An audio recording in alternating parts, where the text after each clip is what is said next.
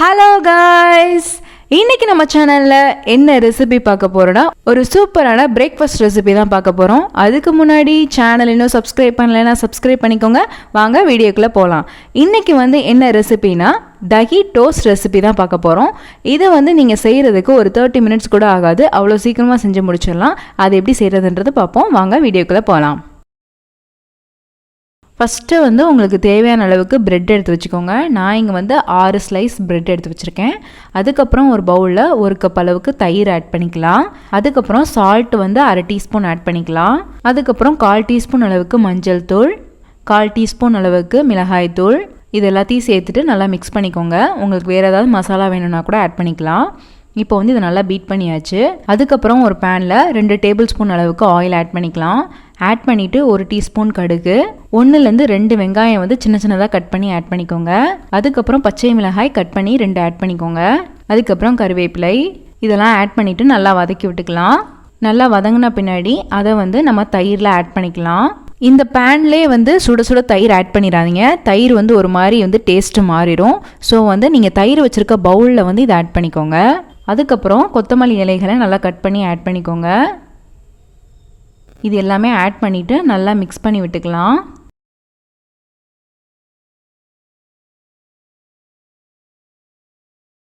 இப்போ நம்ம எடுத்து வச்சுருக்க ப்ரெட் எடுத்துக்கலாம்.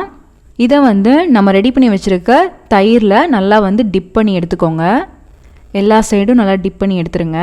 ரொம்ப சோக் பண்ணிடாதீங்க, அதுக்கப்புறம் எடுக்க முடியாது. இப்போ நம்ம தாளித்த பேன்லேயே நெய் ஒரு 2 டேபிள் ஸ்பூன் அளவுக்கு ஆட் பண்ணிக்கோங்க. ஆட் பண்ணிவிட்டு நம்ம ரெடி பண்ணி வச்சுருக்க ப்ரெட்டெல்லாம் அது மேலேயே வச்சுக்கலாம். வச்சுட்டு நார்மலாக நீங்கள் எப்படி டோஸ்ட் பண்ணுவீங்களோ அந்த மாதிரி டோஸ்ட் பண்ணி எடுத்துக்கோங்க. 2 சைடும் நல்லா ஃப்ளிப் பண்ணி எடுத்துக்கலாம். எல்லா ப்ரெட்டையும் இந்த மாதிரி நல்லா டோஸ்ட் பண்ணி எடுத்துக்கோங்க.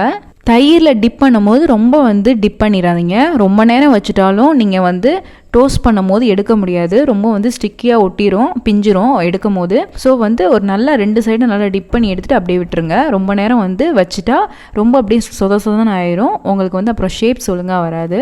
இப்போ பார்த்தீங்கன்னா எல்லா ப்ரெட்டும் நம்ம டோஸ்ட் பண்ணி எடுத்து வச்சாச்சு. இப்போ பெரிய வெங்காயம் கொஞ்சம் கட் பண்ணி வச்சுக்கோங்க. லாஸ்ட்டாக இதில் ஆட் பண்ணிக்கலாம். இது ஆப்ஷனல் தான், உங்களுக்கு வேணாம்னா ஸ்கிப் பண்ணிக்கலாம். அதுக்கப்புறம் உங்களுக்கு கொத்தமல்லி வேணும்னா மேலே தூவி விட்டுக்கலாம். இதுவும் ஆப்ஷனல் தான், உங்களுக்கு வேணாம்னு நினச்சிங்கன்னா நீங்கள் ஸ்கிப் பண்ணிக்கலாம். இதுக்கு நீங்கள் சாஸ், சட்னி, பட்டர் எதுவுமே வச்சு சாப்பிடணும்னு அவசியம் கிடையாது. நார்மலாகவே சாப்பிடலாம். அப்படி உங்களுக்கு வேணும்னா நீங்கள் சட்னி, சாஸ் இதனால் நீங்கள் ஆட் பண்ணிக்கலாம். டேஸ்ட்டாக இருக்கும். அவ்வளோதான், ரொம்பவே ஈஸியான சிம்பிளான தஹி டோஸ்ட் ரெசிபி ரெடி ஆயிடுச்சு. இந்த ரெசிபி உங்களுக்கு பிடிச்சிருக்குன்னு நினைக்கிறேன். பிடிச்சிருந்தா லைக் பண்ணுங்கள், ஷேர் பண்ணுங்கள், கமெண்ட் பண்ணுங்கள். மறக்காமல் சேனலை சப்ஸ்கிரைப் பண்ணுங்கள். இன்னொரு வீடியோவில் பார்க்குறேன். பாய்.